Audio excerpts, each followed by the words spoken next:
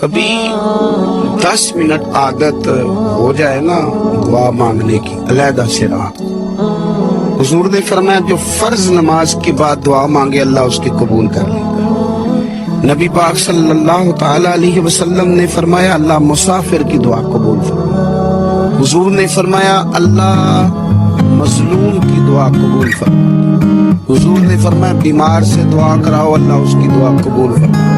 میرے نبی پاک نے فرمایا ماں باپ جب بھی اولاد کے لیے ہاتھ اٹھائیں، ویسے تے بلے شاہ تو آسمانی اڑ دیے ہی پھڑ دیں، جڑا گھر بیٹھا انہوں بڑھیا ہی نہیں۔ حضور فرمانے لگے ماں باپ جب بھی اولاد کے لیے دعا فرمائیں اللہ ان کی دعا کو قبول کرتا ہے۔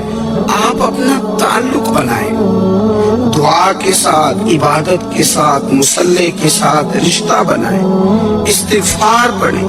صلاح الدین ایوبی صلیبی جنگوں میں تھے، رات کو مسجد اقصی میں نماز پڑھی تو پریشان تھے۔ ایک بزرگ سے ملاقات ہوئی تو وہ کہنے لگے کہ آپ بڑے پریشان ہیں۔ کہنے لگے حضور پریشان اس لیے ہوں کہ پہلے ہی مسلمان کمزور ہے، اب میں نے سنا ہے دشمن کا ایک بحری بیڑا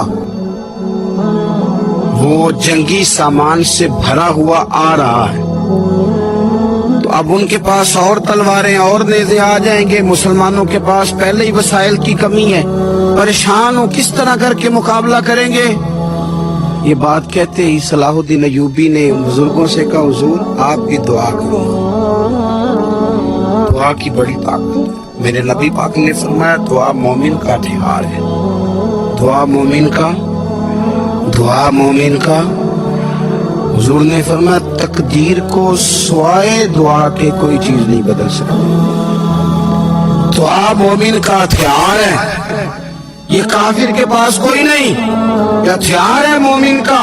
اللہ کرے آپ کو سمجھ آئے، پھر سنیں کئی بار کہہ چکا ہوں یہ ہتھیار ہے کافر کے مقابلے میں، جو تیرے پاس سب سے بڑا ہتھیار ہے وہ دعا ہے۔ دعائیں کرانی چھوڑ دی، کرنی چھوڑ دی، لینی چھوڑ دی۔ حضرت سیدنا انس بن مالک رضی اللہ تعالیٰ عنہ فرمایا کرتے تھے میں نے وہ رنگ دیکھا ہے جب حضور دعا مانگتے تھے اور حضور کی مقدس آنکھوں میں آنسو بھی ساتھ ہی بہا کرتے تھے، میں نے وہ انداز دیکھا ہے۔ تو صلاح الدین ایوبی حضور سے کہنے لگے آپ بھی دعا کیجیے، اور خود رونے لگے اور سر سجدے میں رکھ کے رونے لگے، اور عشاء سے لے کر فجر تک روئے، خوب روئے۔ صبح وہ بزرگ آئے، صلاح الدین ایوبی کا خوبصورت اور ہنستا ہوا چہرہ دیکھا، کہنے لگے آپ بڑے خوش ہیں، رات تو میں نے بڑے روتے ہوئے دیکھا تھا۔ تو کہنے لگے حضور وہ جو بحری بیڑا آ رہا تھا نا وہ پانی میں ڈوب گیا ہے، اب وہ نہیں آ رہا، ابھی خبر آئی ہے تو میں بڑا خوش ہوں۔ بزرگ کہنے لگے اٹھ سینے سے لگ، اور سونے کے بعد وہ بحری بیڑا پانی میں نہیں ڈوبا، وہ تیرے آنسوؤں میں ڈوب گیا۔